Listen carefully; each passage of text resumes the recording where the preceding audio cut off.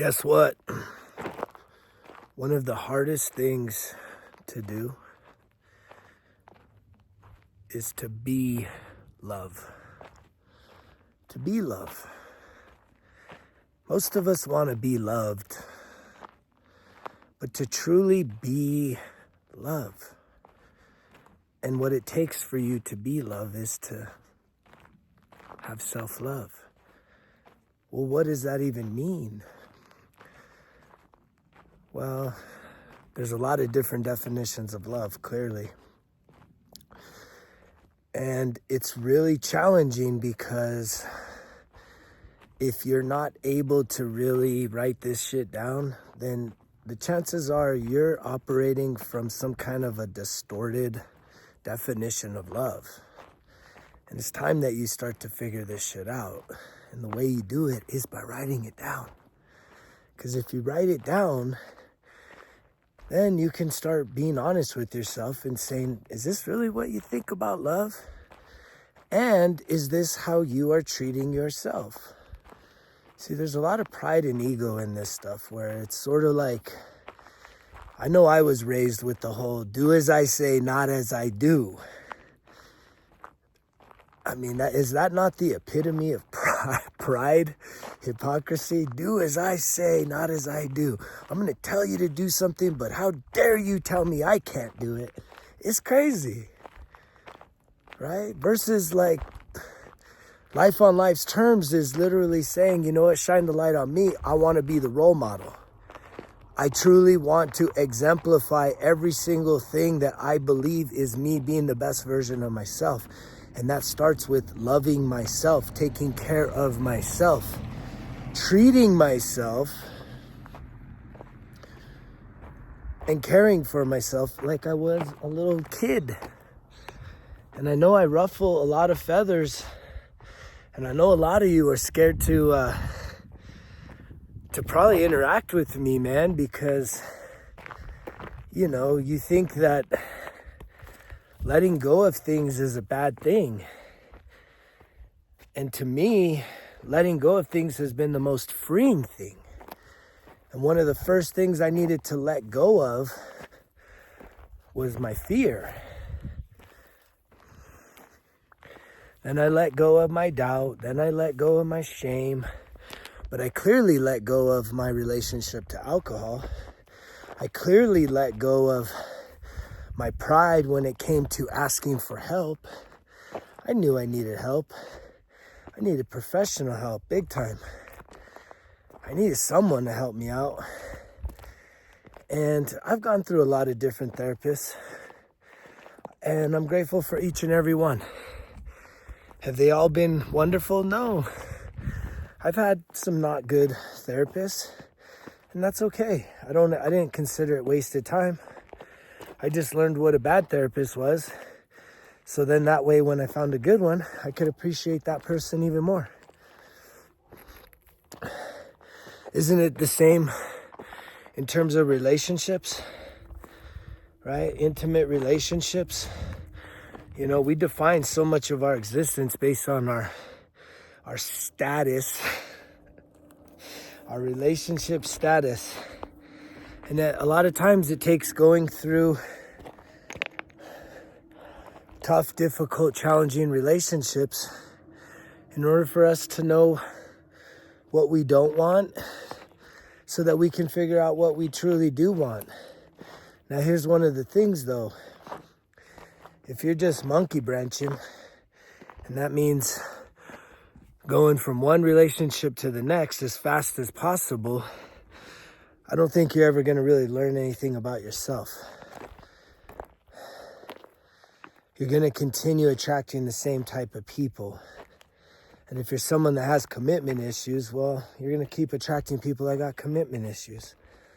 And then a lot of time goes by, and you're sitting there wondering why you're not in a relationship that's lasted. Why is it so hard? You know, people, how come there's no good men out there? How come there's no good women out there? And it is tough. It's challenging right now, right? Relationships are challenging, even if you're in a relationship long term. they're challenging because, you sort of like, this is what I experienced after 21 years. It's like most relationships, they have a really hard time with change, growth, right? And if one person starts to grow and evolve and the other person doesn't want to, well, man, that's a really tough dynamic, because you have one person that's really evolving and the other person that's just sort of sitting still. And it's just sort of like, well, what do you do there? There's an impasse. How do you bridge that gap? And typically what I've experienced is you literally outgrow each other or the other person. And that often leads to the separation. And I know a lot of people that have stunted their own personal growth, right? You've stunted your own personal growth because of the need to be accepted by other people. You've literally held yourself back on behalf of having someone else in your life. I used to be this. This is why I'm talking about this, right? That's called self-sacrifice. That's self-abandonment. And the test for that is, if you know there's something that you would really love to do or really want to do, but you can't do it because you're in a relationship with someone, that's a huge red flag. If there's something that you really want to do and need to experience, which isn't like, if you're talking about, I'm someone that believes in commitment, faithful, loyal relationships. And so if I'm talking about, if you're in a relationship and there's something you really love to do and you're feeling constrained, where, an example that I had when I was early married, I stopped doing a lot of outdoor shit, like a lot of camping and fishing and just some of my favorite hobbies. I kind of abandoned all that stuff. And I don't want to necessarily blame it on the relationship, but it just was like the other person didn't really like to do all that stuff. And so I sort of just stopped doing it. And in the long run, I probably became a lot less happy as a person, because I wasn't being my true self. I was saying, no, I can't do that because I'm with so-and-so and they don't like to do it, so I can't do it. And then one of the challenges is, if you like to do something so much and the other person doesn't, and then it's sort of like you start realizing that you're like, man, we're not even doing stuff together anymore because I like doing my thing and you don't ever want to go do it with me. That's sort of what led to the end of my relationship. We stopped doing life together. Have you ever experienced that? It's tough. It's tough because it's like, what the hell is the relationship all about? I know for me, my first relationship, the long-term relationship, the 21-year marriage, that was like the throwback relationship. Fall in love, get married, start a business, buy a house, start a family. It was just like that whole perfect, dream life. And I was living the dream until it all came crashing down. And it sure did. It came crashing down hard. 08, 09, boom, man. Fuck. And then throughout the divorced life, I've had a few relationships, and the first one, I was still way more wounded coming out of divorce. I learned a lot about myself, but man, I was wounded. I self-sacrificed on a lot of areas that I didn't do in my most recent relationship. I wouldn't self-sacrifice. Some of that, there's some pride there that I can realize I'm working through, right? But other parts of it, You know, if the person doesn't really appreciate your lifestyle and the things that you love to do, you know, in this day and age, I'm 46 years young. You know, I got older, getting teenage kids. It's like, I'm not looking to start a family over again. So I'm looking for like that life partner, someone that wants to, you know, that we have a lot of friendship elements to it. But if you're with somebody that doesn't really like to do the things you do, well, then what is your relationship really built on? Seems like shaky ground, right? Seems like shaky ground. Who has a good relationship nowadays? I'm curious. Do you have a good relationship? Are you in an awesome, loving, real healthy, secure relationship? If you do, comment down below. Seems like everyone's going through challenges in terms of relationships. Do you think that's by design? That right now on this planet, the work needs to be done in the mirror. I had a real deep revelation back to the healing work, the self-improvement, is I've been doing these really intense breathwork exercises. And it was interesting that this morning I was like, I'm really in this heavy meditative flow of breathing. But I kept having these thoughts of this person, you know, a previous lover coming in to my room or like giving me an embrace, a hug. I was feeling their warmth in that. And I remember trying to transcend it from, you know, someone else needing to be there to me being the love, to me being an expression of warmth, of love, of nurturing, of romance, sexuality, and really just focusing in on mine versus putting effort on someone that's not there, on their energy coming in, versus me just being in the energy of love, the energy of, myself. That's a big breakthrough, I think, that I'm going through right now, is being so centered on myself. It's a lot easier said than done. Do you even resonate with that? Being centered on yourself, being really heart-centered. This is a heart-centered thing. And it does take getting out of the mind, which does take the breath work. And I'm grateful that I'm going through a whole new evolution of breath work. And I'm going to be getting certified under an incredible teacher to be able to help assist people with their healing through breath work. And I think that's going to help so many people on this planet.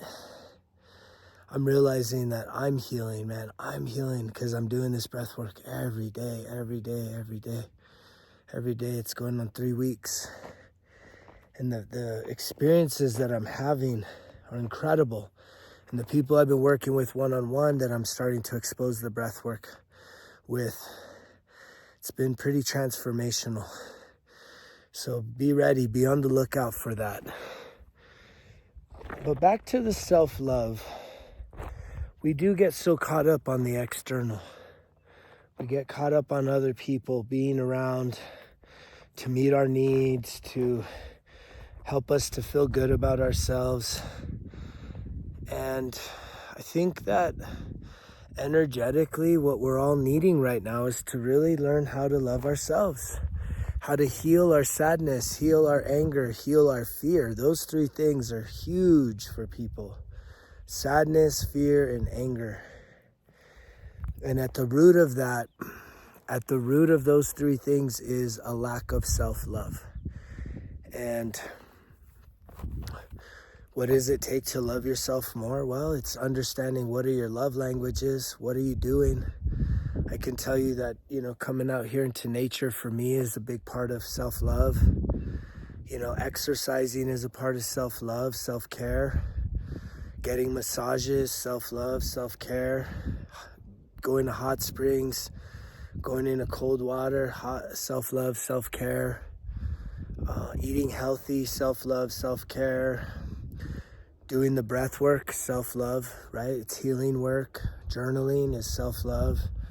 Listening to positive affirmations, self-love.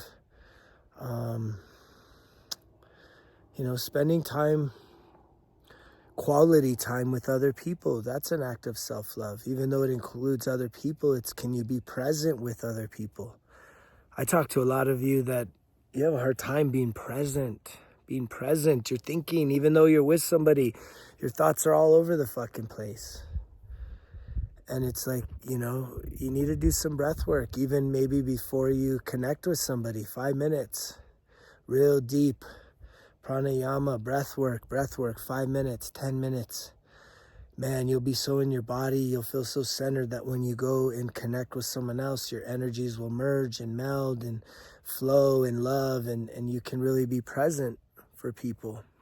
You can show up for people. You don't have to have ulterior motives and agendas. You can just be present, to hear people, to see people. And that's a huge gift. Offering your time and attention is a gift. We take it for granted, our presence, how important it is. And the reason why I know that is because think about it. When you lose someone you love, when they're no longer there, you miss them. Why do you miss them? Because our presence matters, especially when you're talking about intimate relationships or close-knit relationships. When someone's gone, it is tough. It is a challenge. It is hard. You can't just replace people. But the key to it all is being resilient and not staying stuck.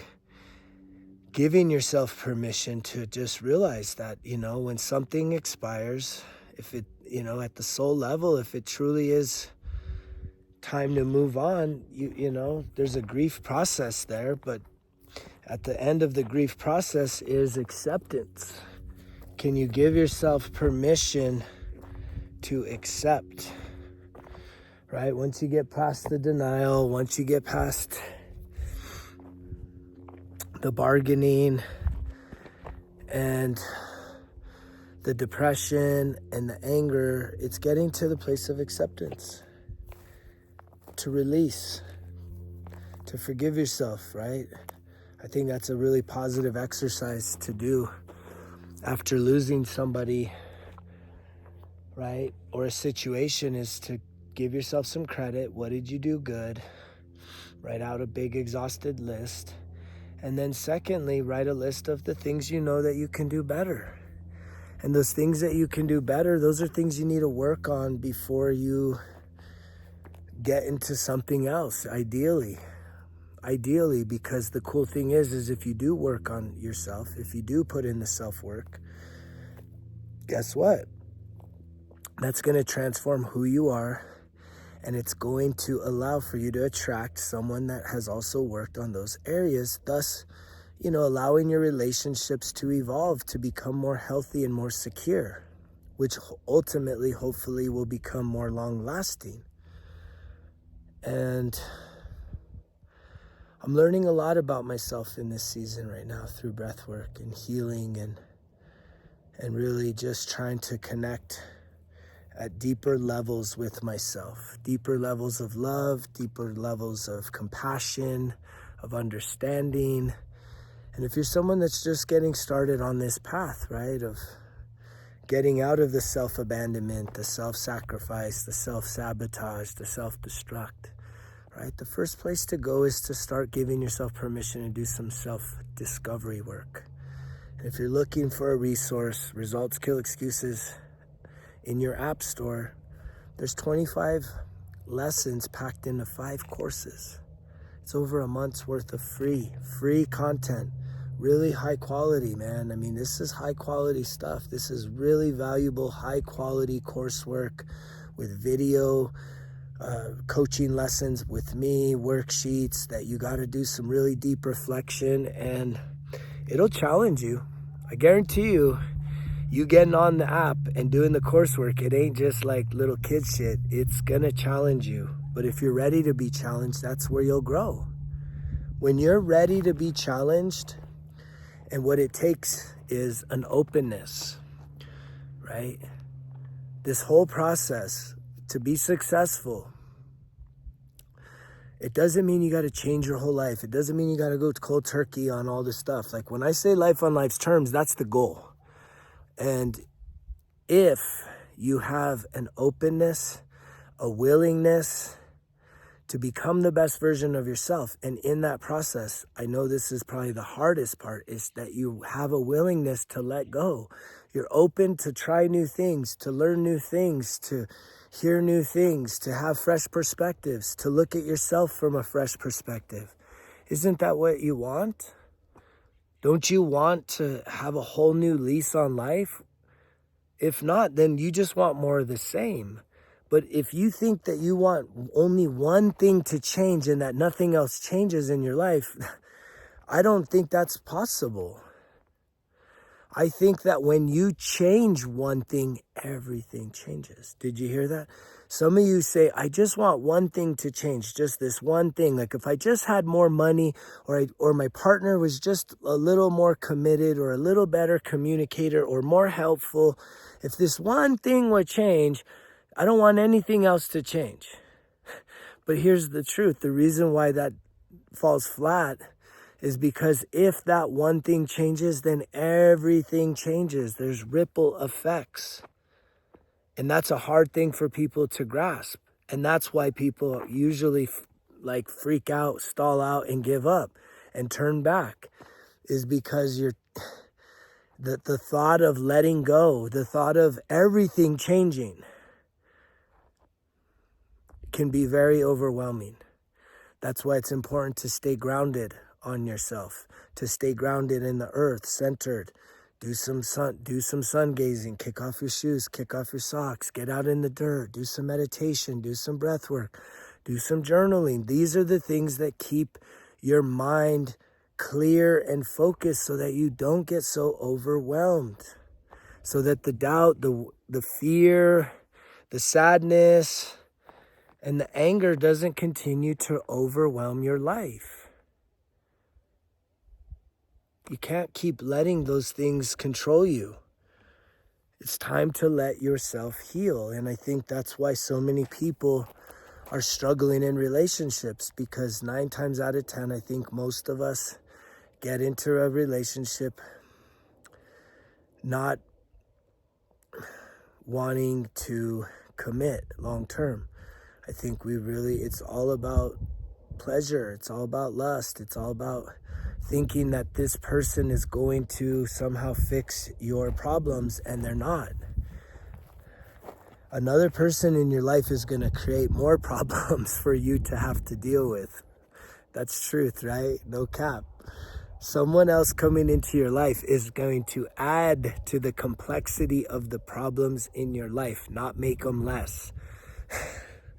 No matter how incredible that person is, having an additional person means it's not just one person. Most people have multiple people attached to them.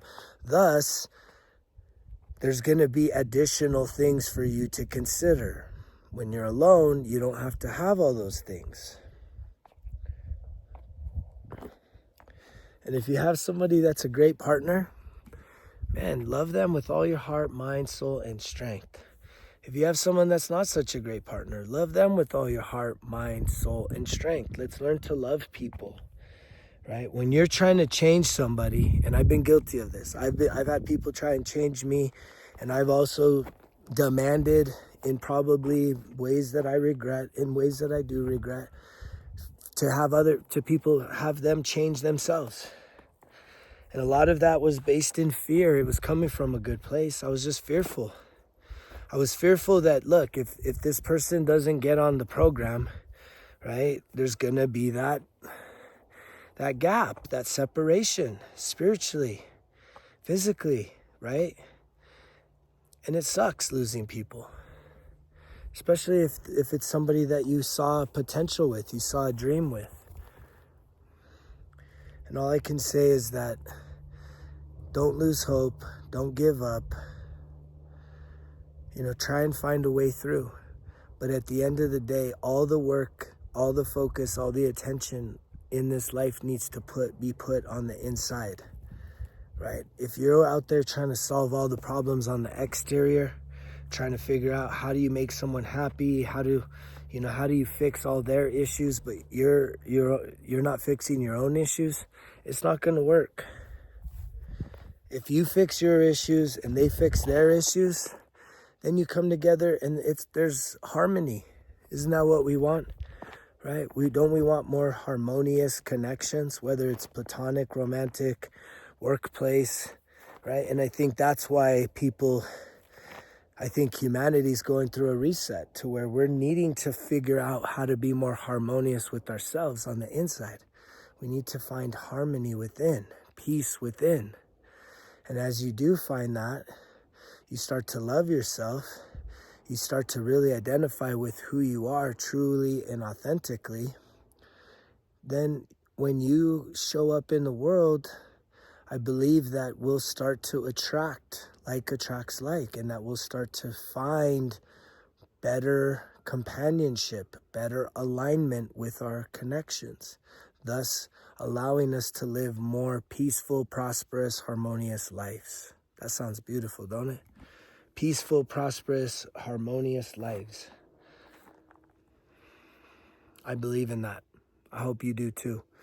I appreciate everybody that's been getting on the 1% Better Everyday Journal. If you're still thinking about it, I'm telling you, there's been some incredible results already from people really finding that self-accountability, waking up with a little extra focus and motivation for their morning, creating that morning routine, starting the day out with extra doses of positivity, right?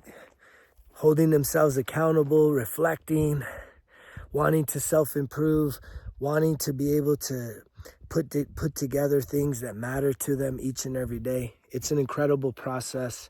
And if you're someone that's looking to get unstuck in this year, order yourself a 1% Better Everyday Journal.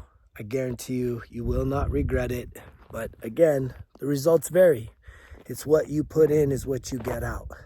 And that goes with everything. So if you're somebody that has been inconsistent throughout your life, maybe this is the opportunity for you to really lock in for 3 months, 91 days, 13 weeks, and really prove to yourself that you can be consistent. You can commit to something, right? And this is little tiny doses every single day. This ain't gonna occupy your whole day, your whole life, right? But it will ripple positively throughout your entire life, throughout your days, Monday through Sunday. There's no days off.